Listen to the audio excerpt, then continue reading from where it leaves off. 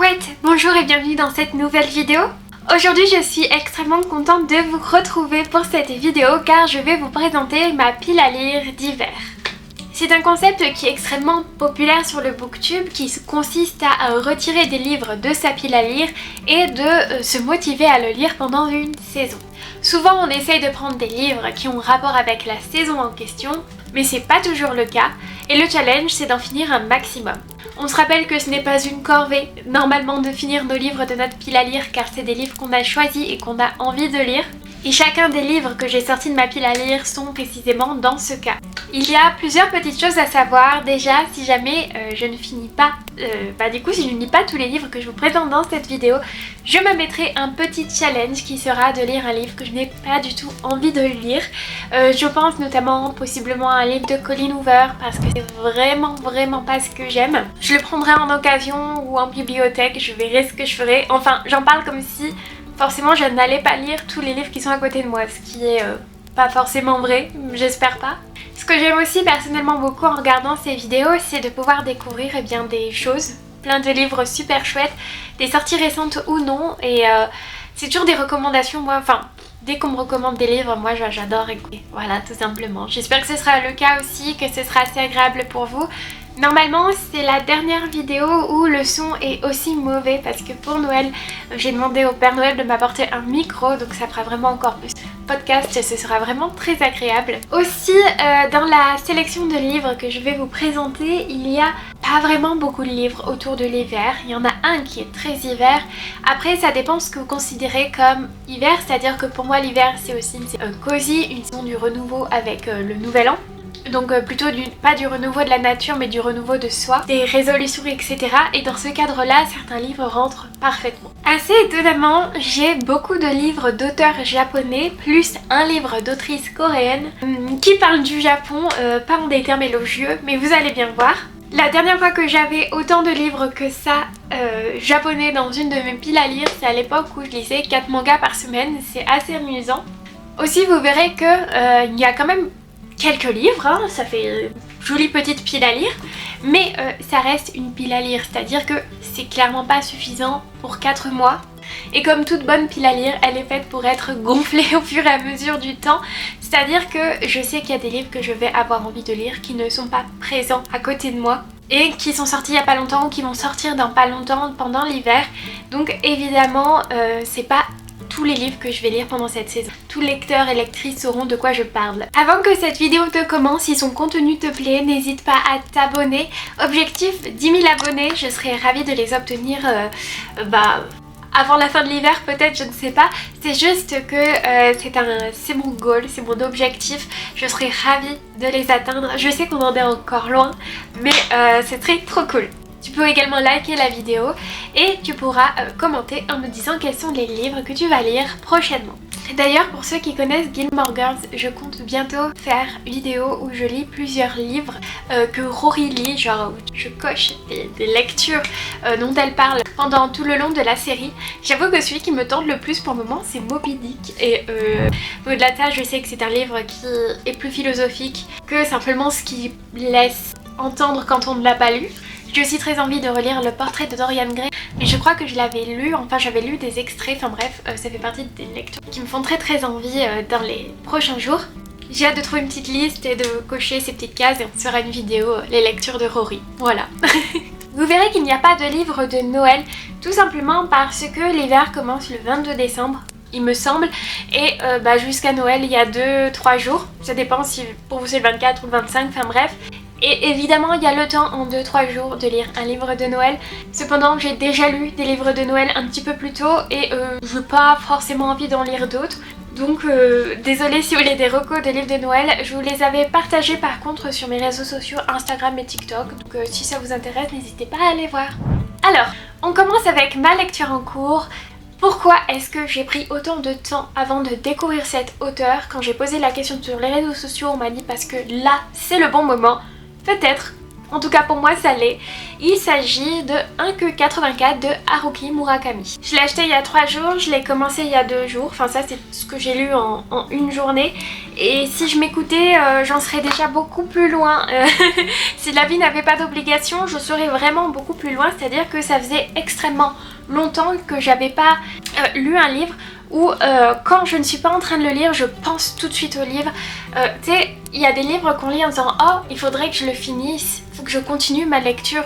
C'est pas tant un devoir de le faire parce que c'est toujours un plaisir, mais c'est pas impérieux. Et là, c'est impérieux. Genre quand je ne suis pas en train de le lire, je pense au fait que j'ai envie de le lire. Vous voyez? Et ça fait très longtemps que ça me l'avait pas fait et du coup, bah, je suis... tombée sous le charme je pense de cet auteur et puis aussi de ce livre. Alors pour le moment je sais que je ne sais pas grand chose parce qu'en fait c'est une saga en 3 tomes. L'histoire se déroule en 1984 au Japon et les personnages principaux sont, alors c'est Aomame et Tengo. J'ai du mal à retenir les noms, alors même si je suis en train de lire le livre je peux avoir des problèmes à comprendre.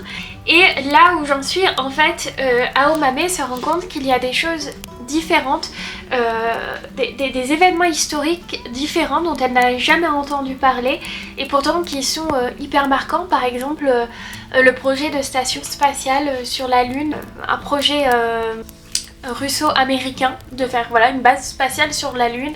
Le changement d'uniforme des policiers qui avait lieu il y a 2 ans suite à un truc très important, mais elle est en mode bah non, c'est le genre de nouvelles que je fais super attention, donc pourquoi est-ce que je le vois pas?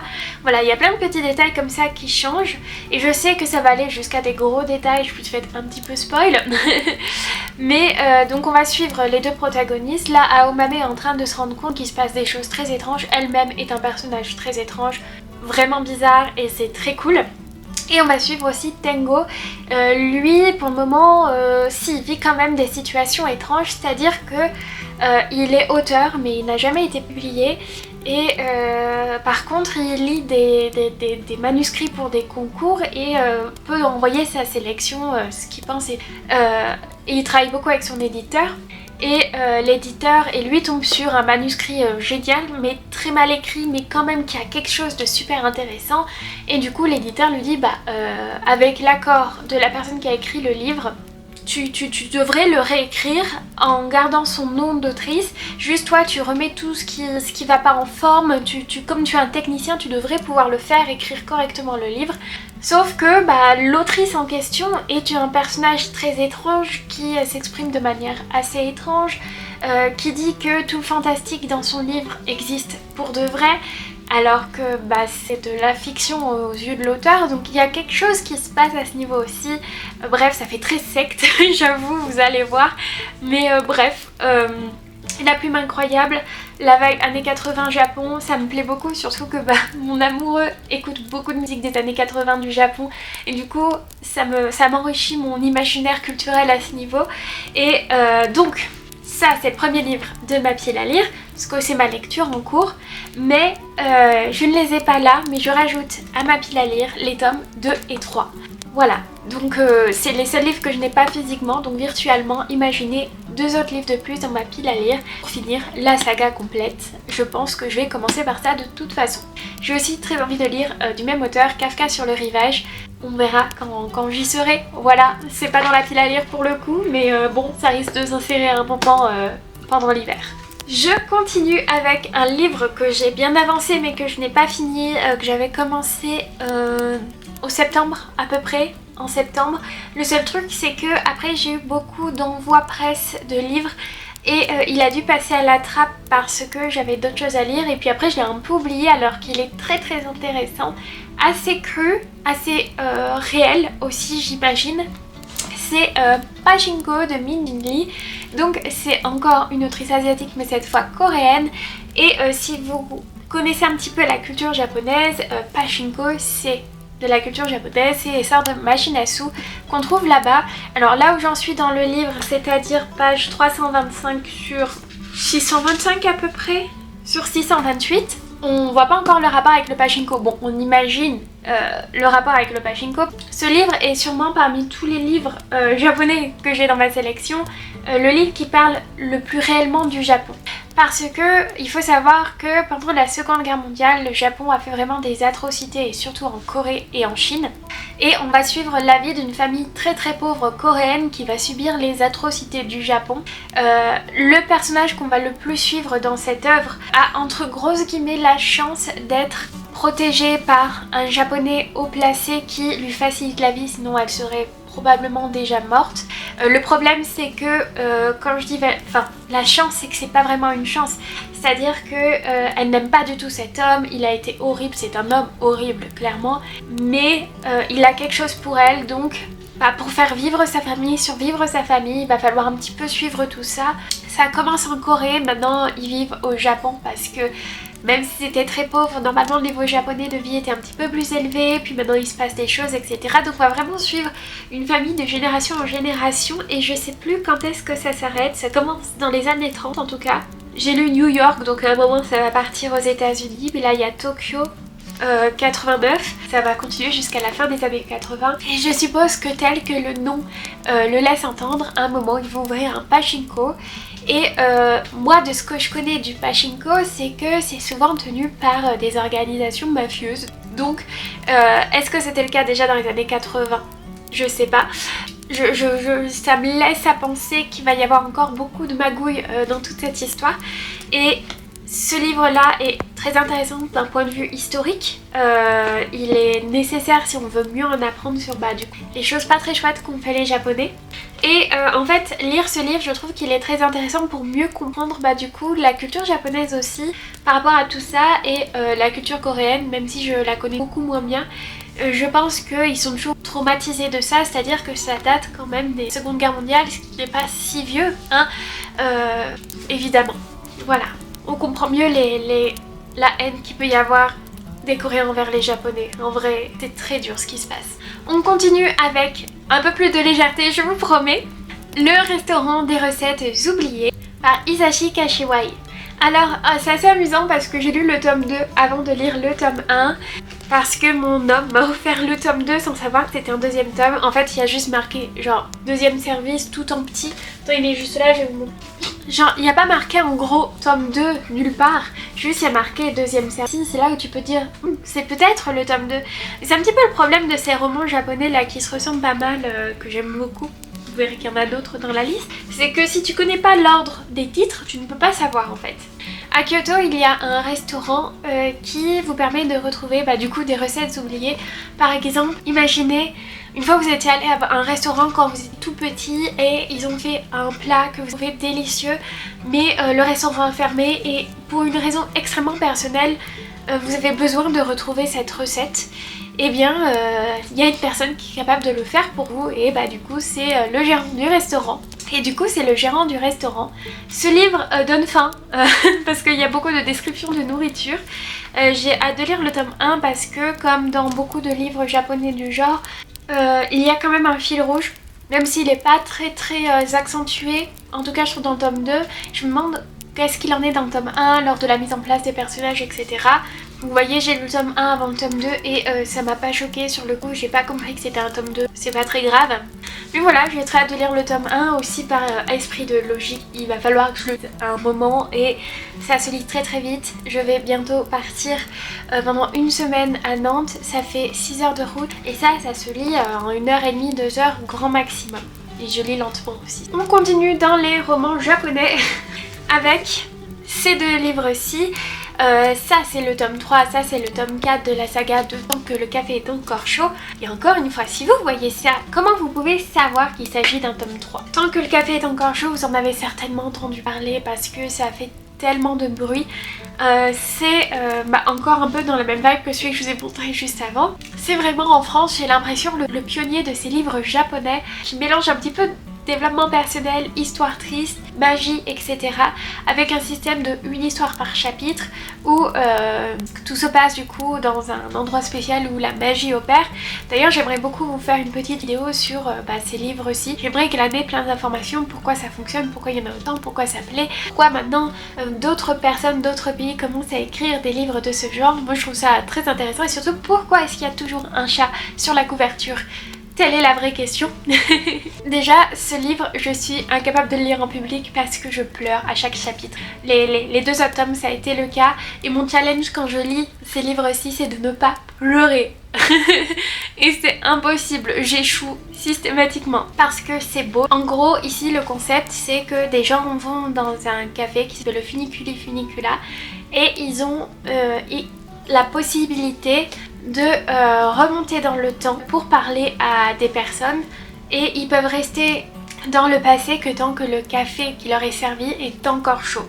Le truc, c'est qu'il y a beaucoup de règles comme ce que tu fais dans le passé ne changera pas l'avenir.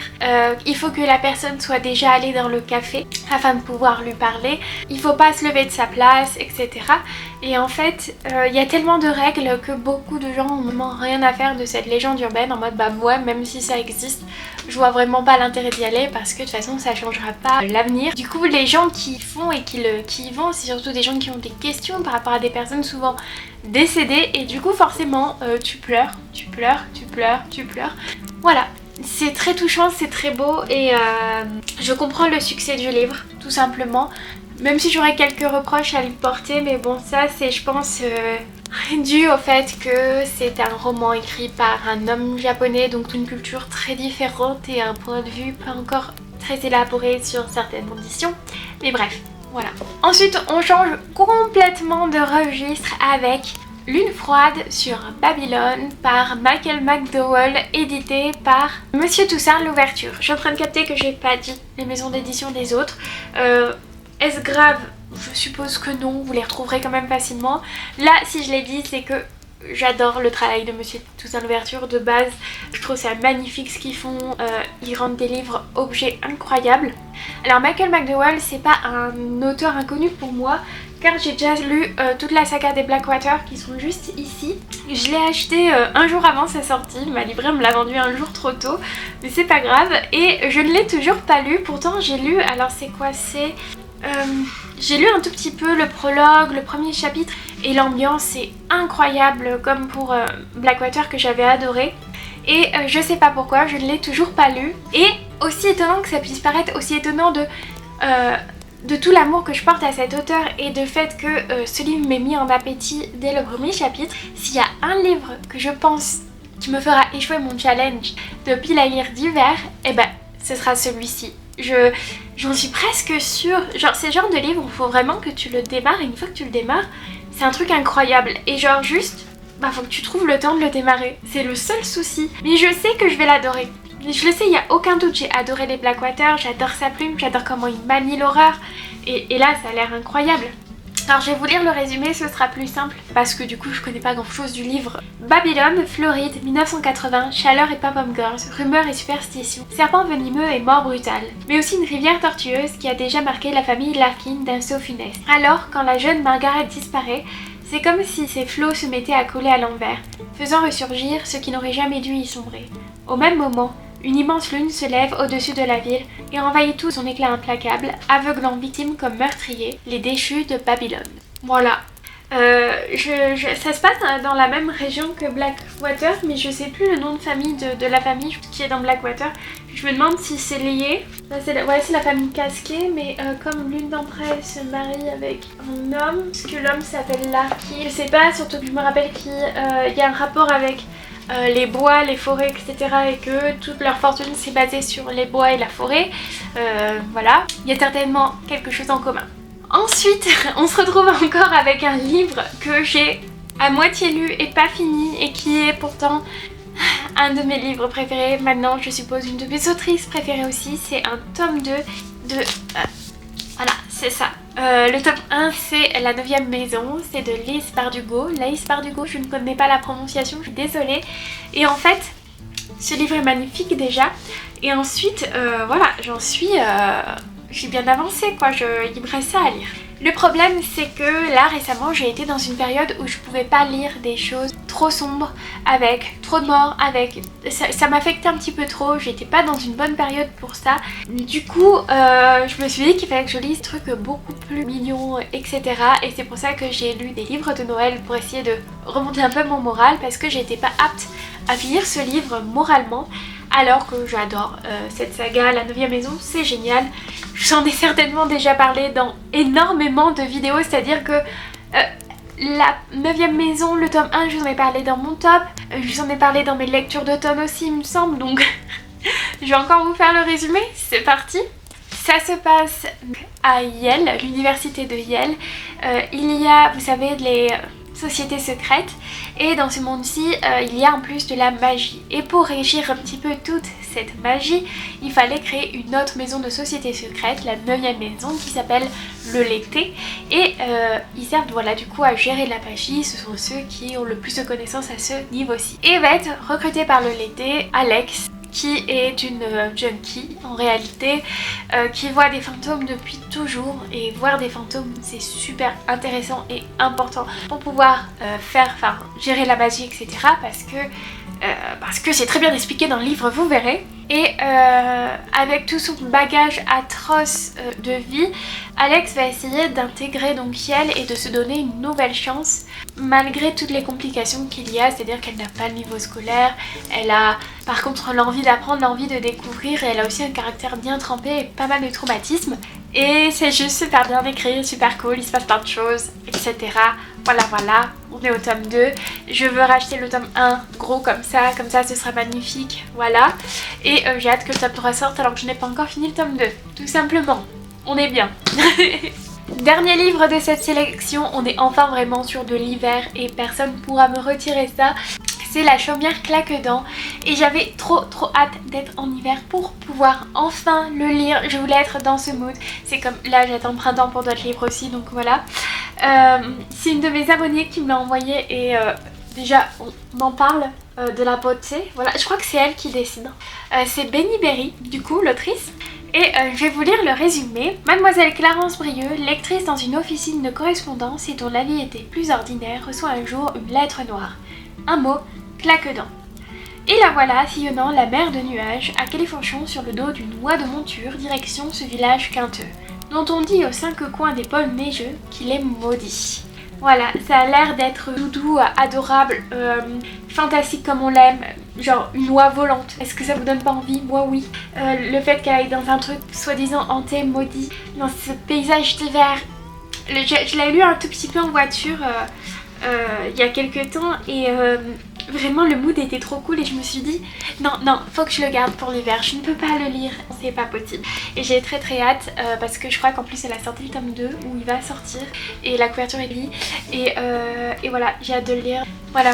Donc c'était le dernier livre. Sachez que du coup dans 3 mois à peu près je vous ferai une update en vous disant ce que j'ai lu de ma pile à lire. Voilà, si j'ai réussi mon challenge et si je n'ai pas réussi mon challenge, qu'est-ce que je vais devoir lire.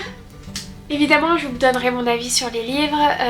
C'est drôle parce que je me dis que là il y a des livres qui me donnent tellement envie, et peut-être dans 3 mois quand je les aurai tous vus, je serai en mode ah lui il me donnait cette impression, et en fait pas du tout, c'est pas du tout comme ça que ça s'est passé. Voilà, j'ai hâte de voir ce que ça va donner. J'avoue que j'ai envie de consacrer à cette chaîne beaucoup plus de lecture, être presque une booktubeuse, pas à 100% parce que ça me sera impossible, parce que cette chaîne en fait c'est vraiment suivez les nouveaux intérêts spécifiques d'une personne neurodivergente. Voilà, bienvenue.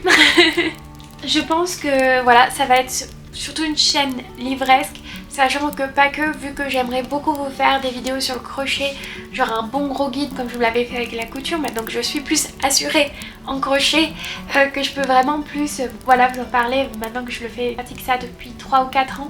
Aussi de couture, je suis en train de vous tourner au fil des jours une vidéo couture qui je suis sûre va vous plaire. Voilà, je pense que cette chaîne YouTube deviendra principalement quelque chose de livresque parce que c'est quelque chose avec lequel je me sens extrêmement confortable et avec lequel j'ai pour le moment 1000 idées. Les choses ne sont pas figées dans le temps.